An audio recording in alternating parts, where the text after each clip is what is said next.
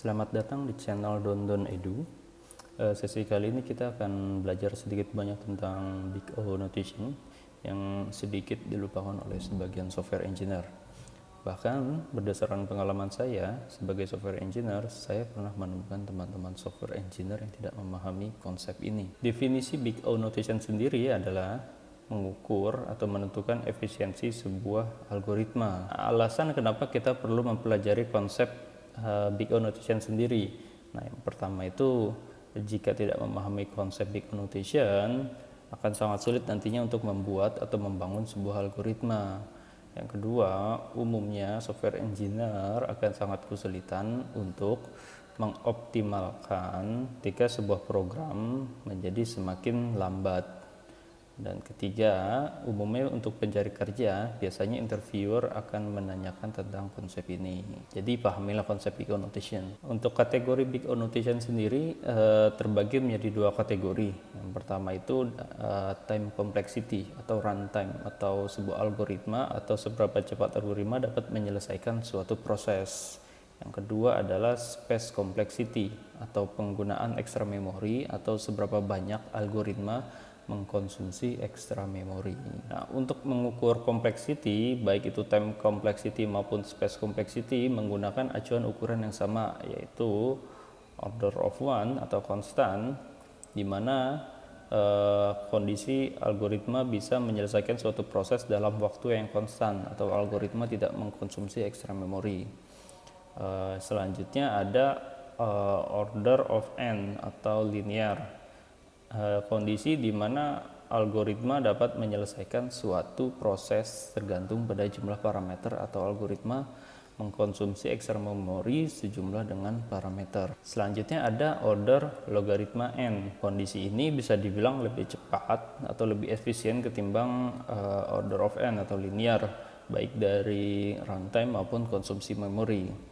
Selanjutnya ada order n kuadrat atau orang menyebutnya n square. Kondisi ini biasanya terjadi pada algoritma yang menggunakan inner loop atau perulangan dalam perulangan pada parameter yang sama. Dan selanjutnya ada order n kuadrat n atau kuadrat n. Kondisi ini biasanya terjadi pada algoritma yang menggunakan inner loop atau perulangan dalam perulangan pada parameter yang sama sejumlah banyaknya n. Mungkin terdengar atau terlihat membingungkan mengenai pengukuran complexity. Tidak mengapa, itu artinya pertanda bagus. Time complexity. Di penjelasan sebelumnya mungkin Anda masih ada sedikit bingung atau bertanya. Tidak mengapa sebetulnya, itu artinya pertanda bagus dari proses belajar. Akan lebih mudah untuk mengerti apa itu time complexity berdasarkan analogi sederhana. Yuk kita mulai. Oke, bayangkan kita memiliki satu buah paket yang akan kita kirimkan kepada teman kita yang berada di Bandung, di mana proses pengiriman paling efisien saat ini adalah menggunakan transportasi sepeda motor dan memakan waktu sekitar 1 jam perjalanan. Nah, paket yang akan kita kirim itu adalah parameternya, dan proses pengiriman adalah runtime-nya.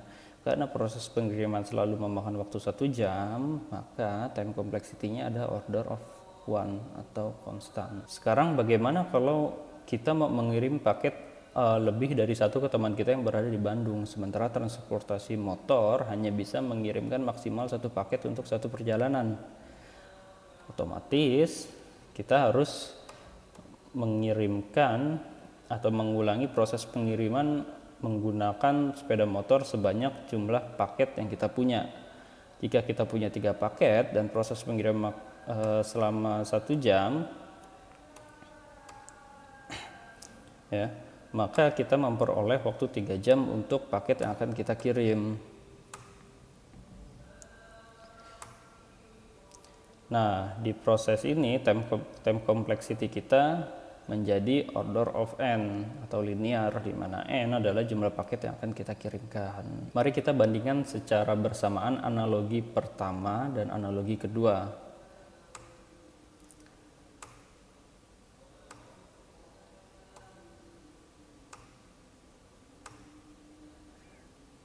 Sudah sangat jelas terlihat dengan menggunakan transportasi sepeda motor sangat tidak efisien jika jumlah paket lebih dari satu, maka bisa dibilang time complexity untuk transportasi sepeda motor ada order of n atau linear. Space complexity, kita akan menggunakan analogi sederhana lagi untuk menjelaskan mengenai space complexity.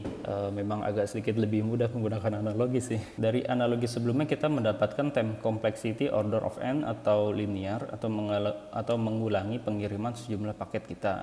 Bagaimana caranya kita mengirimkan dalam satu waktu yang sama? Yap, betul. Kita bisa menggunakan transportasi yang memiliki ruang lebih besar. Misalnya kita menggunakan truk. Dengan menggunakan truk, kita bisa menampung sebanyak paket yang kita ingin. Limitasinya hanya ada pada ruang dari truk itu sendiri tentunya. Sekarang proses pengiriman kita tetap menjadi 1 jam, namun dengan ekstra ruang tambahan. Nah, proses pengiriman dengan truk ini adalah runtime-nya dan ruang dari truk adalah memorinya. Karena pengiriman selalu memakan waktu 1 jam, maka kompleksiti kita adalah order of one atau konstan. Dan karena kita menggunakan ekstra ruang, maka space complexity kita adalah order of n atau linear, di mana n itu sendiri ada jumlah paket yang kita miliki. Bagaimana, sudah paham tentang space complexity?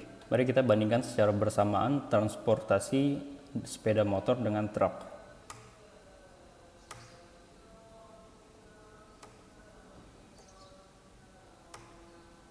Dengan menggunakan truk, kita bisa menghemat waktu sehingga pengiriman yang tadinya menggunakan sepeda motor selama 3 jam, kita bisa menghemat waktu sampai 2 jam. Yaitu dengan truk kita bisa mengirim dari Jakarta ke Bandung hanya dalam waktu 1 jam. Ekstra ruang yang ada di truk ini yang kita menyebutnya sebagai ekstra memori yang akan kita gunakan. Dengan menggunakan konsumsi memori kita dapat meraih runtime yang lebih efisien. Orang belajar biasanya lebih cepat dari lapangan sih atau praktek ya. Mungkin jauh lebih baik kita langsung belajar ke contoh kasusnya aja. Oke, di sini ada contoh kasus di mana kita diminta untuk cek apakah suatu input berupa array mengandung duplikasi atau tidak. Input atau array tidak dalam keadaan terurut. Kembalikan true jika mengandung duplikasi, sebaliknya kembalikan nilai false. Langkah pertama atau langkah awal dan biasanya merupakan insting alami dari seorang software engineer adalah dengan brute force. Tentu saja ini bukan algoritma yang efisien, namun langkah ini cukup efektif. Brute force sangat mudah diterapkan karena sudah menjadi insting alami dari seorang software engineer. Brute force tidak selalu buruk. Terkadang ada kondisi di mana kita tidak bisa menghindarkan kompleksiti ini. Namun brute force bisa menjadi loncatan awal seorang software engineer untuk mengoptimalkan algoritma atau programnya. Oke, mari kita coba lihat algoritma atau penerapannya. Langkah awal kita melakukan perulangan dan selanjutnya kita melakukan inner loop atau perulangan dalam perulangan. Selanjutnya kita mengambil nilai indeks I dan indeks J, yang dimana indeks J adalah indeks selanjutnya dari indeks I. Mari kita melakukan testing untuk algoritma kita. Anggap kita memiliki input array 2, 1, 3, dan 1, dan kita memiliki 2 pointer di sini.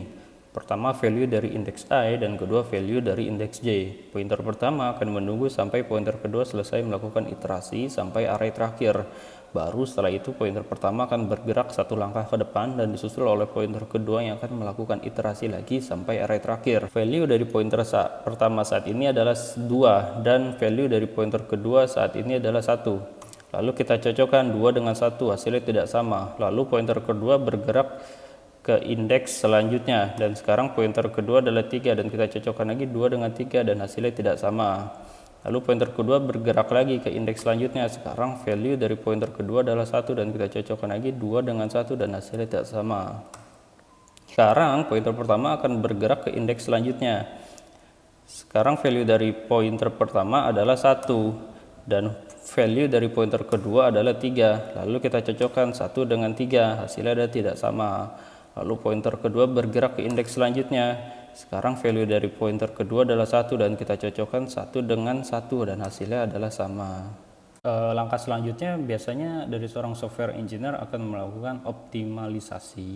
Tentu saja algoritma kita yang sebelumnya masih belum efisien. Nah, biasanya seorang software engineer akan mengorbankan memori untuk mencapai time complexity yang lebih cepat. Umumnya bisa menggunakan hash table atau list. Nah, mungkin sekilas info untuk teman-teman yang belum tahu apa itu hash table. Hash table atau set atau map atau hash map adalah sebuah API di mana kita bisa menampung data menggunakan kunci yang unik atau unique key. Jadi tidak mungkin ada key yang sama lebih dari satu. Oke, mari kita coba optimalkan algoritma kita dengan menggunakan extra memory. Pertama, kita tentunya harus membuat tempat atau ruang tambahan, yaitu menggunakan set untuk menampung nilai atau data. Di dalam proses perulangan kita melakukan pengecekan terlebih dahulu ke set atau hash table dulu apakah sudah ada atau tidak. Jika sudah ada, artinya kondisi sudah terpenuhi dan kita bisa langsung mengembalikan nilai true. Namun sebaliknya jika value dari index i itu tidak ada di dalam hash table, maka kita tinggal menaruhnya ke dalam hash table. Untuk selanjutnya kita tinggal melakukan pencarian ke dalam hash table tersebut. Langkah terakhir sebelum kita memutuskan bahwa algoritma kita ini sudah efisien atau tidak, ada baiknya jika kita memastikan kepada orang yang memiliki masalah tersebut. Karena ada kala di mana orang tersebut tidak mau menggunakan extra memory. Maka kita perlu memikirkan solusi lain yang cukup efisien dan tidak menggunakan extra memory. Untuk kasus ini kita bisa mengurutkan terlebih dahulu. Nah, lalu kita selanjutnya bisa melakukan pengecekan indeks i dengan indeks selanjutnya atau indeks plus 1 gitu. Nah, dengan solusi ini kita dapat meraih time complexity order n log n tanpa menggunakan extra memory.